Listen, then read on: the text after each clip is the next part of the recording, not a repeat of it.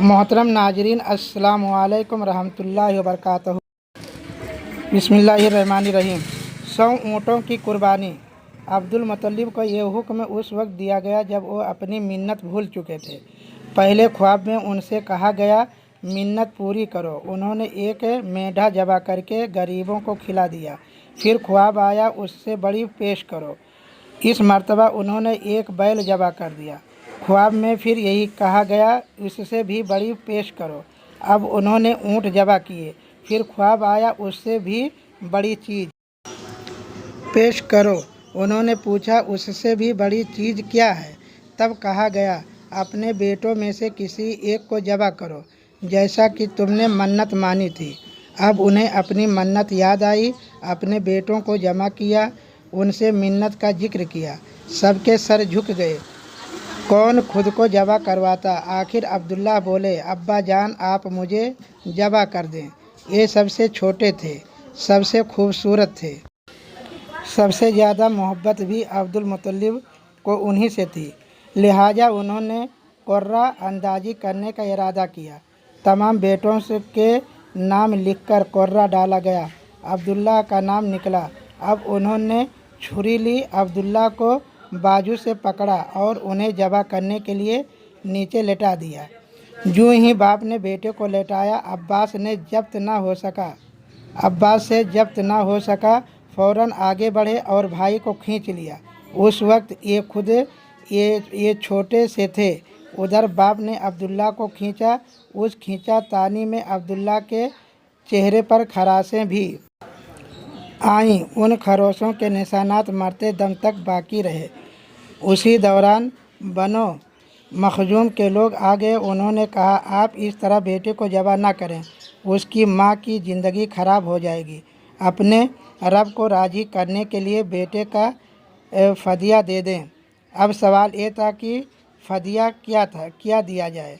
उसकी तरकीब ये बताई गई कि एक कागज़ पर 10 ऊँट लिखे जाएं, दूसरे पर अब्दुल्ला का नाम लिखा जाए। अगर 10 ऊँट वाली पर्ची निकले तो 10 ऊँट कुर्बान कर दिए जाएं। अगर अब्दुल्ला वाली पर्ची निकले तो 10 ऊँट का इजाफा कर दिया जाए।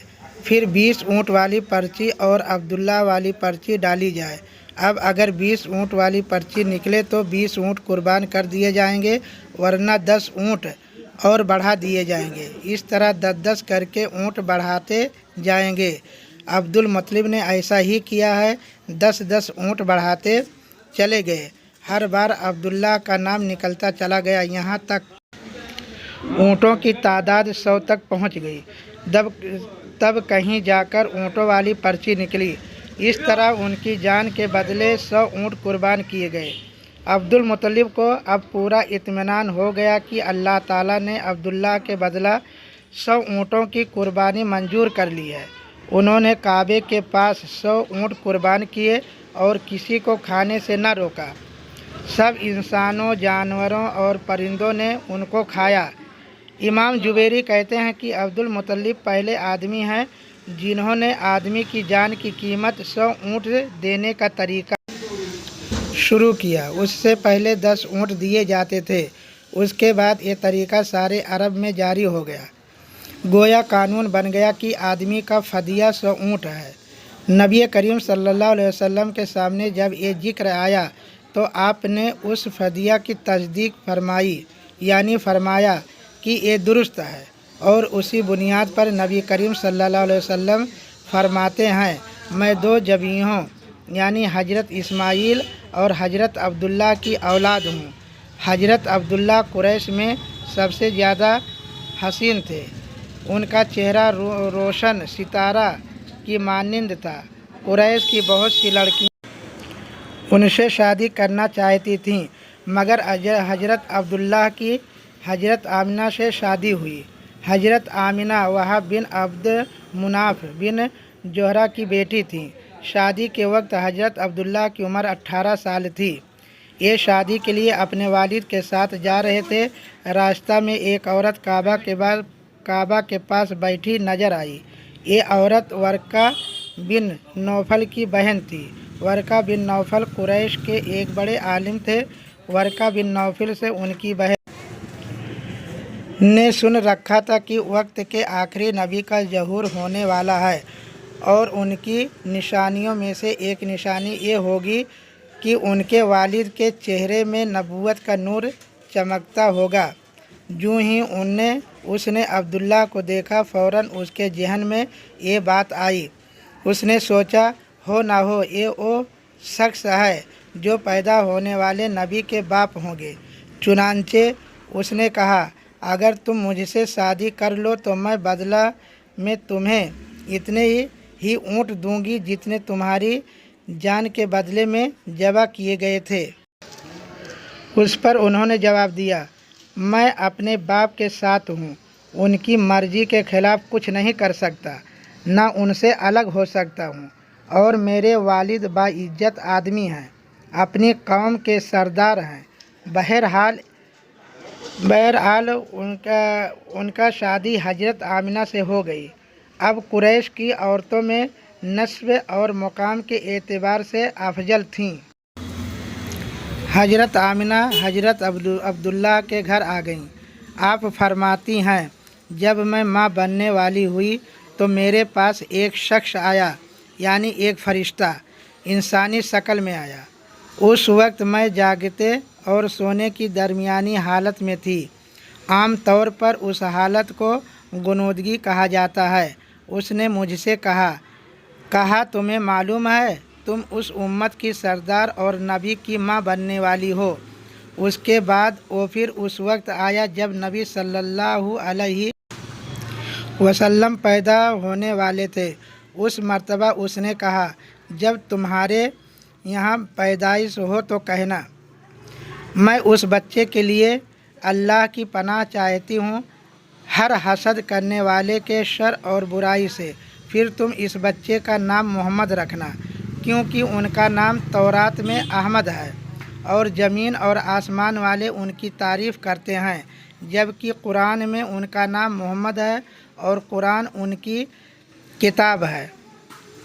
एक रवायत के मुताबिक फ़रिश्ते ने उनसे ये कहा, तुम वक्त के सरदार की माँ बनने वाली हो।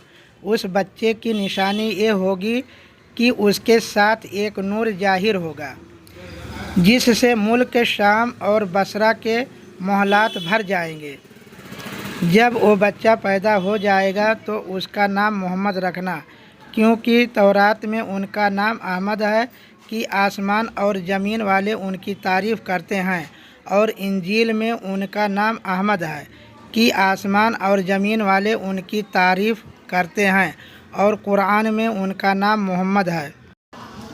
हजरत अब्दुल्ला के चेहरे में जो नूर चमकता था, शादी के बाद वह हजरत आमिना के चेहरे में आ गया था। इमाम जुबैरी फरमाते हैं, हाकिम ने ये रवायत बयान की है और उसको सही करार दिया है कि सहाबा रज़ियल्लाहु अन्हुम ने हुजूर नबी करीम सल्लल्लाहु अलैहि वसल्लम से अर्ज़ किया, ऐ अल्लाह के रसूल, हमें अपने बारे में कुछ बताइए। आप सल्लल्लाहु अलैहि वसल्लम ने इरशाद फरमाया, मैं अपने बाप इब्राहीम अलैहिस्सलाम की दुआ हूँ, अपने भाई ईसा की बशारत हूँ और खुशखबरी हूँ। जब मैं अपनी वालिदा के शिकम में आया तो उन्होंने देखा, गोया उनसे एक नूर जाहिर हुआ है, जिससे मुल्क शाम में बसरा के मोहल्लात रोशन हो गए। हजरत आमिना ने हजरत हलीमा सादिया से फरमाया था, मेरे इस बच्चे की शान निराली है। ये मेरे पेट में थे तो मुझे कोई बोझ और थकन महसूस नहीं हुई। हजरत ईसा अलैहिस्सलाम वो आखिरी पैगंबर हैं जिन्होंने आप सल्लल्लाहु अलैहि वसल्लम की आमद की खुशखबरी सुनाई है। उस बशारत का जिक्र कुरान में भी है। सूरह सफ़ में अल्लाह ताला फरमाते हैं, और उसी तरह वो वक्त भी काबिल ज़िक्र है जबकि ईसा अलैहिस्सलाम इब्न मरियम अलैहिस्सलाम ने फरमाया कि ऐ बनी इसराइल, मैं तुम्हारे पास अल्लाह का भेजा हुआ आया हूँ कि मुझसे पहले जो तौरात आ चुकी है मैं उसकी तस्दीक करने वाला हूँ, और मेरे बाद जो एक रसूल आने वाला है उनका नाम मुबारक अहमद होगा, मैं उनकी बशारत देने वाला हूँ। अब चूँकि हज़रत ईसा अलैहिस्सलाम ये बशारत सुना चुके थे, इसलिए हर दौर के लोग आप सल्लल्लाहु अलैहि वसल्लम की आमद का बेचैनी से इंतज़ार कर रहे थे। उधर आपकी पैदाइश से पहले ही हज़रत अब्दुल्ला इंतकाल कर गए। साबिक़ा ख़त्म में आपकी नबूवत की एक अलामत ये भी बताई गई है कि आपके वालिद का इंतकाल आपकी वलादत से पहले हो जाएगा। हज़रत अब्दुल्ला एक तिजारती काफ़िले के साथ तिजारत करने के लिए गए थे। उस दौरान बीमार हो गए और कमज़ोर होकर वापस लौटे। काफ़िला मदीना मुनव्वरा से गुजारा तो हज़रत अब्दुल्ला अपनी ननिहाल यानी बनो नजार के यहाँ ठहरे। उनकी वालिदा बनो नजार से थीं। 1 माह तक बीमार रहे और इंतकाल कर गए। उन्हें यहीं दफन कर दिया गया। तिजारती काफ़िला जब हज़रत अब्दुल्ला के बगैर मक्का मुकरमा पहुंचा और अब्दुल मुत्तलिब को पता चला कि उनके बेटे अब्दुल्ला बीमार हो गए हैं और मदीना मुनव्वरा में अपनी ननिहाल में हैं, तो उन्हें लाने के लिए अब्दुल मुत्तलिब ने अपने बेटे ज़ुबैर को भेजा। जब ये वहाँ पहुँचे तो अब्दुल्ला का इंतकाल हो चुका था। मुत्तलिब ये कि आप सल्लल्लाहु अलैहि वसल्लम इस दुनिया में अपने वालिद की वफ़ात के चंद माह बाद तशरीफ़ लाए। सिरातुन नबी का तीसरा पार्ट आगे वीडियो में इंशाअल्लाह लेकर के आऊँगा। हमारे वीडियो को लाइक, सब्सक्राइब, शेयर करें। अस्सलामु अलैकुम रहमतुल्लाहि व बरकातहू।